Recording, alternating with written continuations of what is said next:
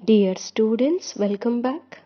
In the previous session, we have discussed about metatarsophalangeal joint functions. Now, in this session, we are going to discuss about the plantar arches.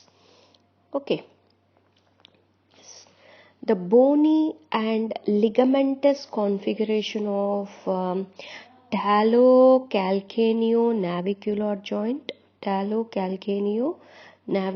joint, and the transverse dorsal joint, and tarso-metatarsal joints combine to produce a structural vault within the foot. Forms a structural vault within the foot. Okay, here the toes are not taking part in the formation of this vault, and this may indirectly affect the shape of the vault. Okay, we have examined the functions of the joints of the foot individually, and we have discussed the effect of each joint and also on the contiguous joints, as well as the combined function can also be investigated by looking at the arch-like structure of the foot. Okay, so the design of the arch or arches can be best understood by visualizing the foot as a single twisted osteoligamentous plate. Okay, so here this is a model to understand the osteoligamentous plate which forms the design of this arch. Okay, and here the anterior margin of the plate,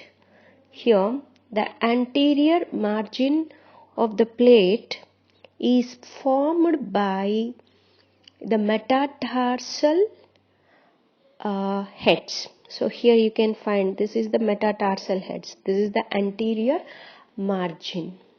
Okay, and which is horizontal and always it is in full contact with the ground. Okay, and this posterior margin of the plate, normally it forms by the calcaneum, which is vertical. Okay, so the resulting twist in the plate between its horizontal and vertical margins imposes both longitudinal and transverse arcs. So because of such kind of osteoligamentous plate, it causes two arcs. One is longitudinal arc and the transverse arcs. So here you can find the transverse arcs, and on this side this is the longitudinal arc on the medial aspect, another one is on the lateral aspect. We can find the arcs. Okay, loading the plate, that is weight bearing, loading the plate. So here loading the plate will tend to untwist it. So here now it is twisted. Once it is loaded, this is going to untwist. That means flattening of the arches slightly occurs. Okay, as the plate is unloaded, that means if weight is removed, the resilient arches return to their original shape. The twisted plate through the contributing joints is a supporting mechanism. The twisted plate through the contributing joints is a supporting mechanism designed to facilitate absorption and distribution of the superimposed body weight through the foot under changing weight bearing conditions and changing the terrain, that is the ground. Okay, the actual mechanism of twisting and untwisting occur through motions at the talocalcaneonavicular, transverse dorsal and tarsometatarsal joints that link the bones of the osteoligamentous plate. Okay. So normally the arches are usually not present at birth but evolve with the progression of weight bearing. Okay, flattened longitudinal arches are seen in younger children less than 5 years of age. When gait parameters become similar to that of an adult, the majority of the children will develop an normal arch. Okay, one of the studies found the prevalence of flat foot in those 3 years of age was 54%, but it is decreased to 25% by the age of 6. Okay, in addition to age, the prevalence of flat foot was found to be related as weight and gender. That means if weight of the body increase, then there may be chances of increasing the flat foot, and also the gender also have some effect on the maintaining of the arches. Okay, so now in the foot, it is typically characterized having 3 arches. One is the medial arch. This one is the medial arch, and another one is the longitudinal arch. Next one is the transverse arches. So this one is the transverse arches. Now we will see one by one these arches. So first we are going to discuss about the structure of the arches. Okay, now, so I have already mentioned that normally the structures which include calcaneo-navicular joint and also talonavicular joint and calcaneo-cuboidal, and it includes the metatarsal bones. Okay, and also the cuboid bones. Okay, so now we will see which of the bones forms the medial longitudinal arch and lateral longitudinal arch and the transverse arch. Now first we will see the components and pillars of the arches. The first one is the medial longitudinal arch. The medial longitudinal arch is formed from posterior to anterior. Now here we can see from posterior to anterior, this one. So posterior, so here we can find the medial longitudinal arch is formed from posterior to anterior by calcaneus. Okay, and then talus, the navicular and medial, intermediate and lateral cuneiforms, all the 3 cuneiforms, and medial 3 metatarsals. Okay, medial 3 metatarsals. Okay, so calcaneum, talus, navicular and cuneiforms of medial, intermediate and lateral cuneiforms, and 3 metatarsals forms the medial longitudinal arches. Okay, so normally the arch rests posteriorly on the tubercles of the calcaneum and anteriorly on the heads of the metatarsals, and the summit of the arch is formed by the talus. That means the medial part of the superior surface, and the posterior formed by the calcaneus is a steep slope, and the anterior pillar formed by the navicular cuneiforms, the base of the medial 3 metatarsals and ending in the heads of the same metatarsals is a gradual slope. So this is the structure of medial longitudinal arch.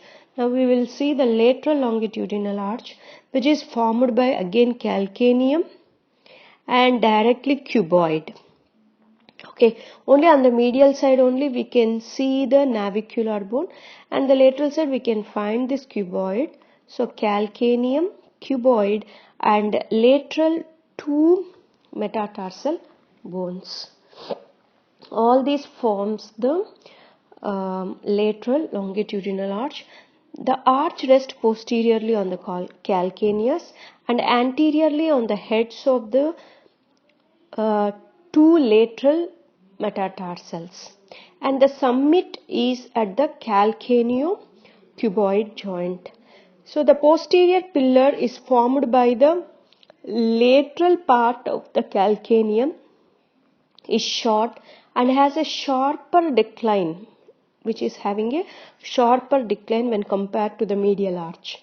Okay, the anterior pillar is formed by the cuboid and the bases of the lateral two metatarsal ends in the heads of the same metatarsals, and has which is having far shorter gradient. Okay, so and if you compare these two arches, both will have a common posterior pillar, that is calcaneum. The medial longitudinal arch is higher than the lateral longitudinal arch. The lateral longitudinal arch is much flatter than the medial arch and rests on the ground while standing. So this is about this two longitudinal arches. Now we will see the transverse arches now. The transverse arches is best marked in the middle of the foot. So in the middle of the foot we can find this transverse arches. It is formed by the cuneiforms. You can see here middle and lateral cuneiforms and cuboid. Okay, cuboid, and also the bases of the metatarsal bones. Okay, at the level of the metatarsal shafts and metatarsal heads, the arch is flatter. Here, if you can compare with this is at the metatarsal level. So here we can find the transverse arch is somewhat flat. Okay. However, if you see the formation of arch, the heads of second to fourth metatarsals, bear less weight than the heads of the first and fifth. Okay, so the first and fifth will take more weight, and the remaining in the middle three will bear less weight. So the medial and longitudinal arches form the pillars of the transverse arch. Individually, each foot has only half an arch, and the complete transverse arch is formed when the two foot are placed together. So if you can see, this is only half of the transverse arch. If you can place another foot by this side, then this arch is going to complete. Okay, that means each foot is having half of the transverse arch. Okay, yes. As a result, the transverse arch, the medial border of the foot, remains of the ground in its middle part. Okay, this is about the arches. This is the structure of the arches.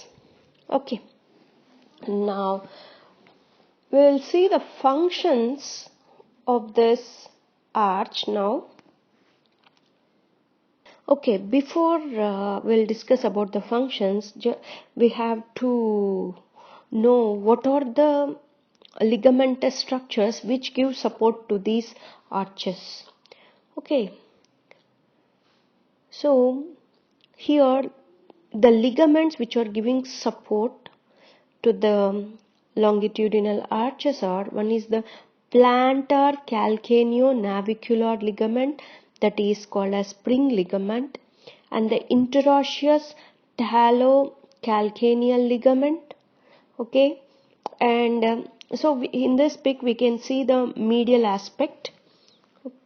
So, and also the deltoid ligament and the plantar aponeurosis. So this is a very important thing, this plantar aponeurosis, which is credited with providing key passive support to the medial longitudinal arch.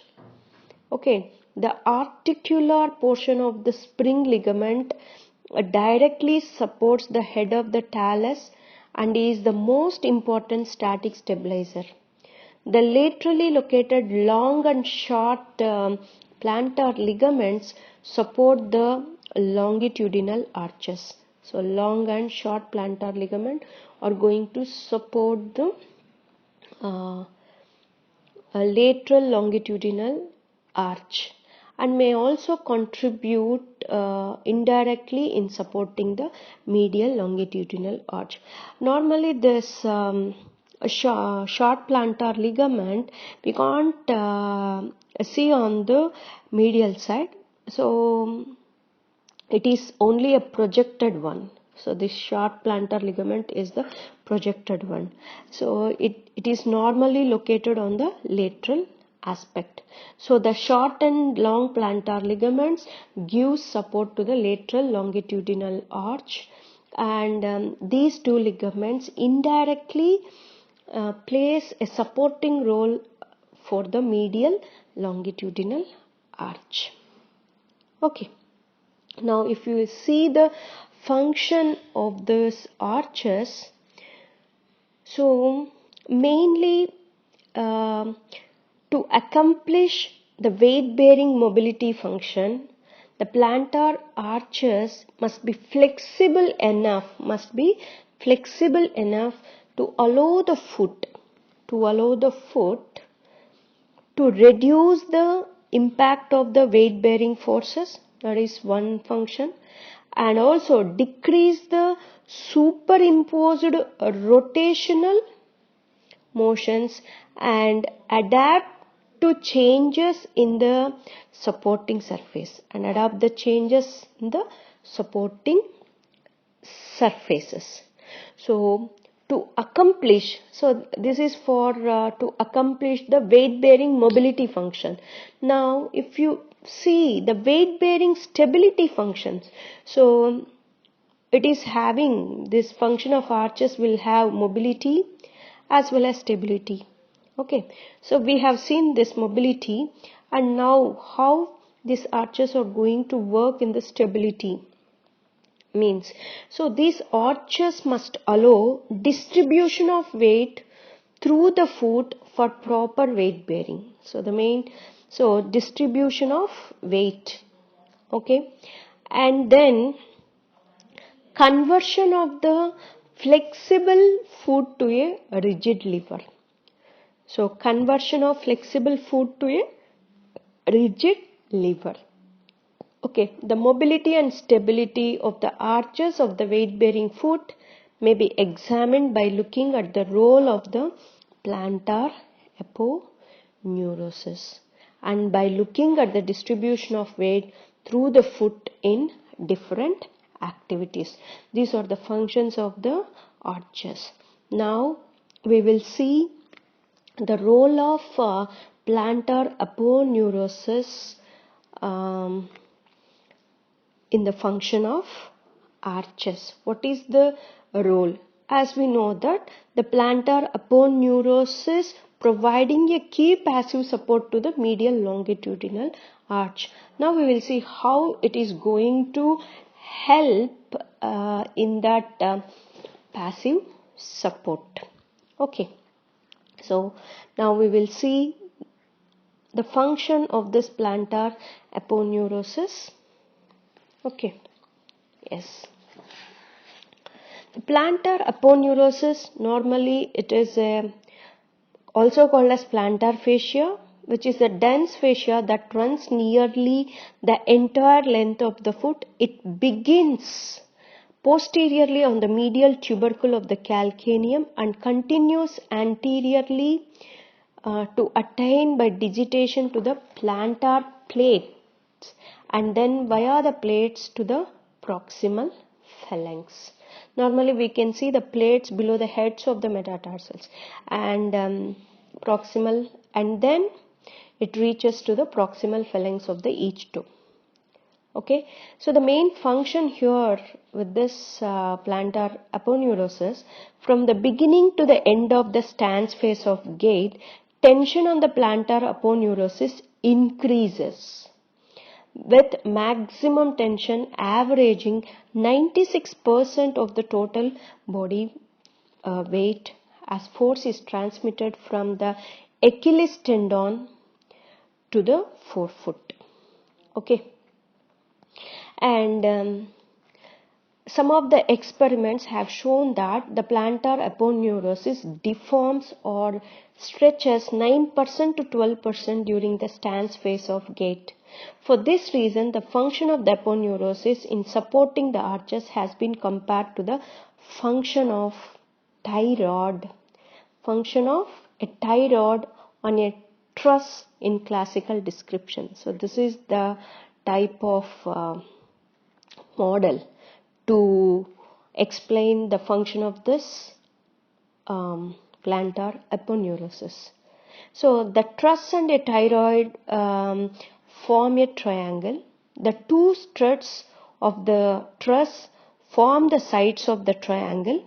Okay, and next one is the talus and calcaneum form the posterior strut, and the remaining tarsal and what you call as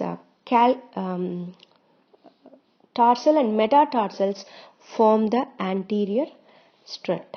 The plantar aponeurosis as the thyroid, here this forms as a thyroid, holds together the anterior and posterior struts. When the body weight is loaded on the triangle, now the body weight is loaded on the triangle, what it is going to happen now?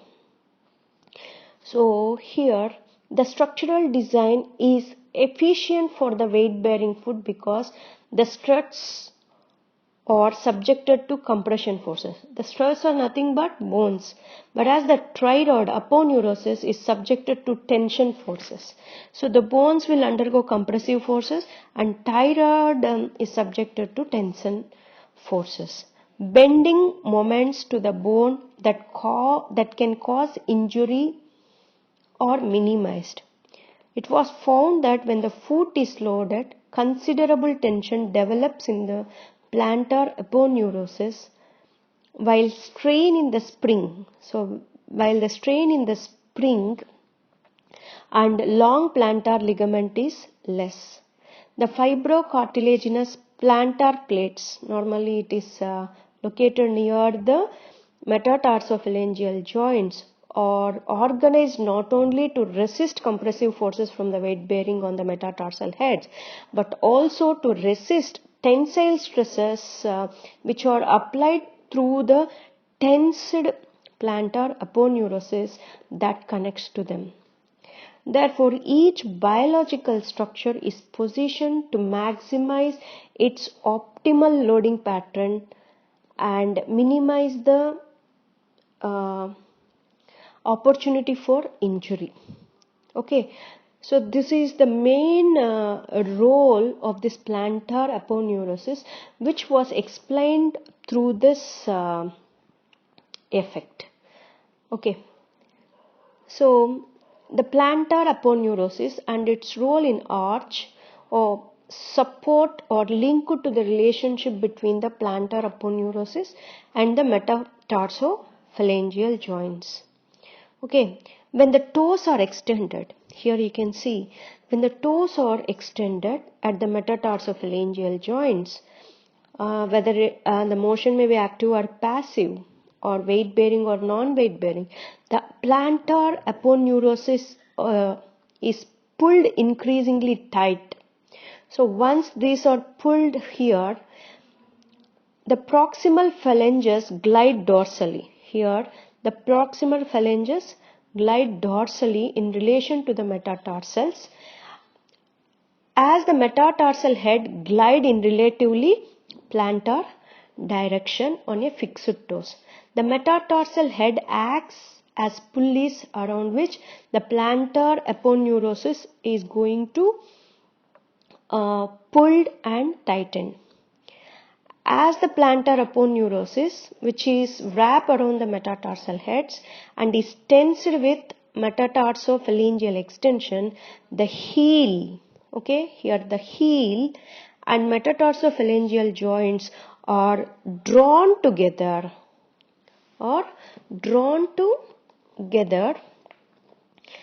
and also the plantar portion of the thyroid, here the thyroid is decreased, is shortened. So what happens once this is shortened, the arch is going to raised. Okay, so raising arch and contributing the supination of the foot.